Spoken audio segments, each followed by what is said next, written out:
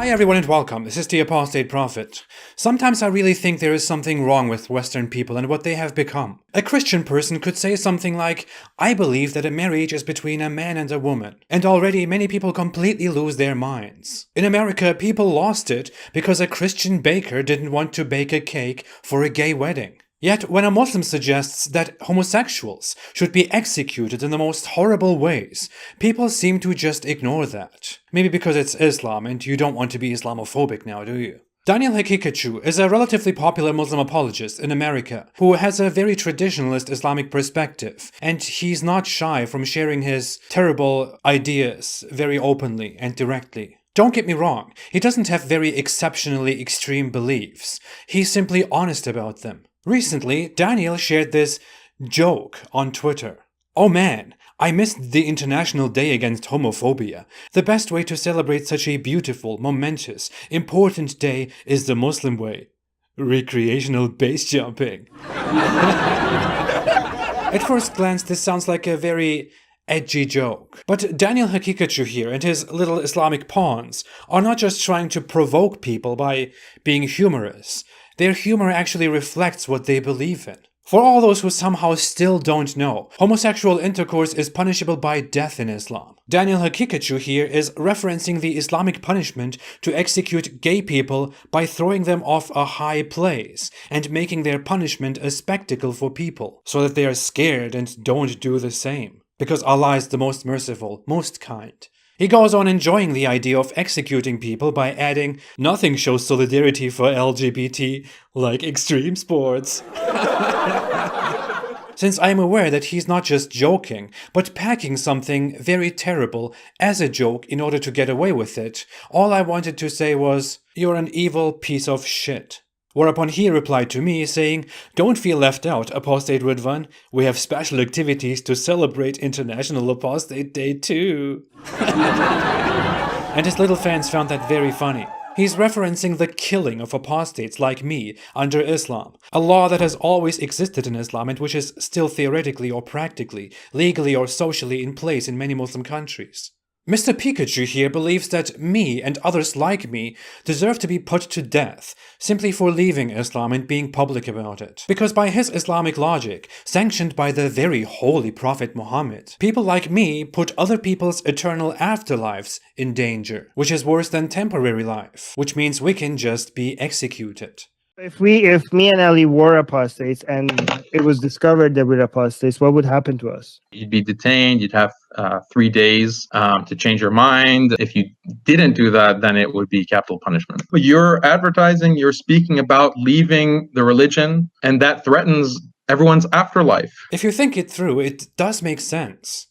If you look at it from a very severely wicked Islamic perspective. But then again, it also makes sense that we should maybe ban Islam, considering that it logically justifies the killing of people who refuse to believe in it, or who made sexual choices that are contrary to the high moral values of Islam. In fact, last year, when the tiny nation of Brunei was about to implement the death penalty for several crimes like homosexuality, Daniel Hakikachu wrote an article titled Salute the Sultan, Brunei reinstates hudud for sexual deviance. Hudud refers to Islamic punishments. It says things like, if you have had a rough week or are feeling down in the dumps, I have just the news to cheer you up. The Muslim country of Brunei is implementing hudud to crack down on sodomites and fornicators. The article calls gay people rectum sex enthusiasts. LGBT, I call them rectum sex enthusiasts. Rectum sex enthusiasts. Rectum sex enthusiasts. Rectum sex enthusiasts.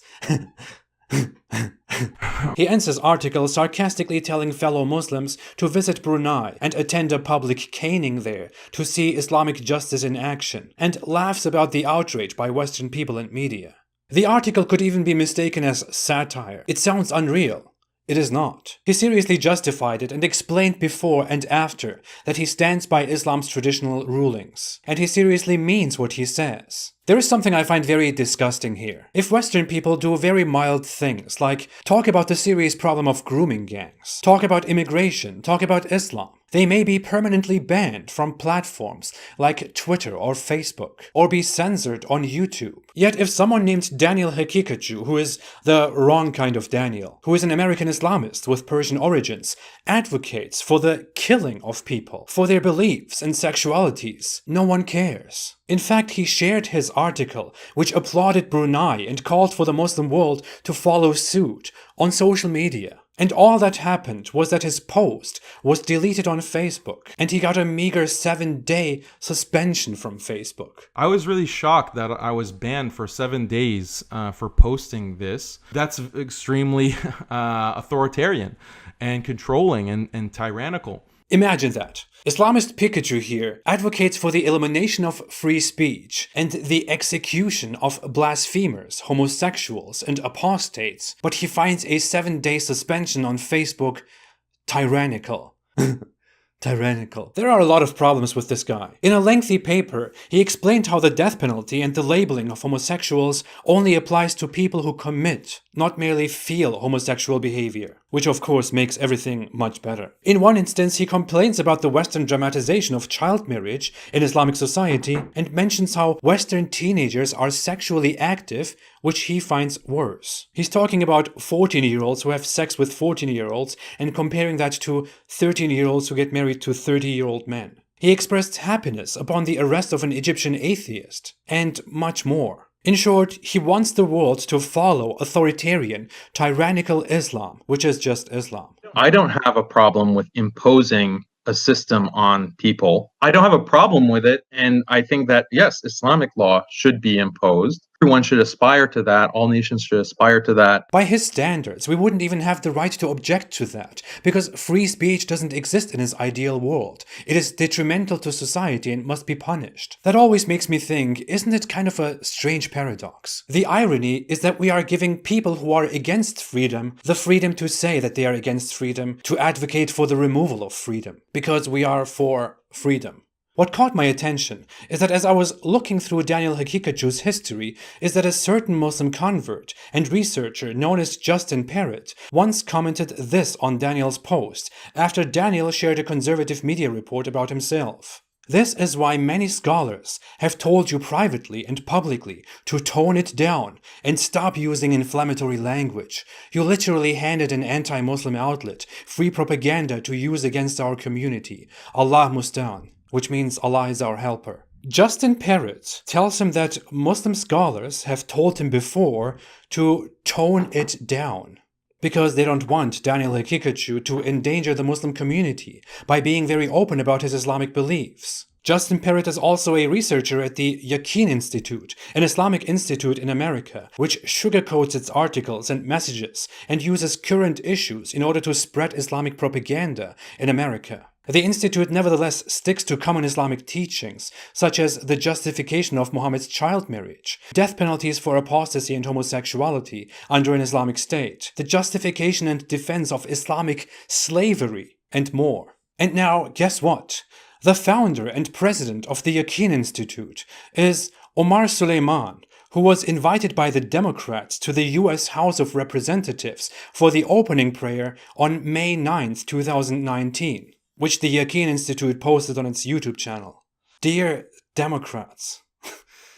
And guess what? Daniel Hakikacu here was a member of the Yaqeen Institute in 2016 and 2017 before he left the institute and started a war with them. Because he accuses the Yaqeen Institute, like many other Islamic institutes and organizations, of twisting Islam and sugarcoating Islam for public sympathy. And Daniel Hakikacu had his same radical, insane beliefs long before he joined the Yaqeen Institute, long before they made him a member. There is so much to unravel here, but I will go into that very soon. Hopefully before the Democrats get to me. Just kidding, I'm not after conspiracy theories here. Unless I disappear, in which case... I just want to finish this with Daniel Hakikacu's response To Justin Parrott. Before you are directed to delete this comment, let me just say that this is exactly the attitude that Christians and Jews took with their religion before their religions were thoroughly secularized, and now some confused Muslims, led by scholars, are trying to follow suit. According to them, we are supposed to tone down, that is, hide Islam or outright distort it, so that those mean non-Muslims won't criticize us. Allah says, "And never will the Jews or the Christians approve of you until you follow their religion." Say, "Indeed, the guidance of Allah is the only guidance." If you were to follow their desires after what has come to you of knowledge, you would have against Allah no protector or helper. By the way, many scholars, not suffering from an inferiority complex, have told me publicly and privately to keep it up. Don't pretend you and your friends speak on behalf of all scholars. It really says it all, doesn't it? I want to thank Daniel Hikikachu for his refreshing honesty, which is rare among the Muslim apologists and scholars. Of course, I don't want to thank him for the things that he actually believes in and is honest about. Maybe I should invite him for a questions and answers session on my channel, where he could clarify his beliefs for himself. Or maybe I should just let him talk, as he already makes Islam look bad, as Islam is. This is a perversion. This is something that is vile. For now, thanks for watching. I will be back with more of these. Seriously, the time has come to address these people. Thank you so much. Have a great day and stay away from Islam.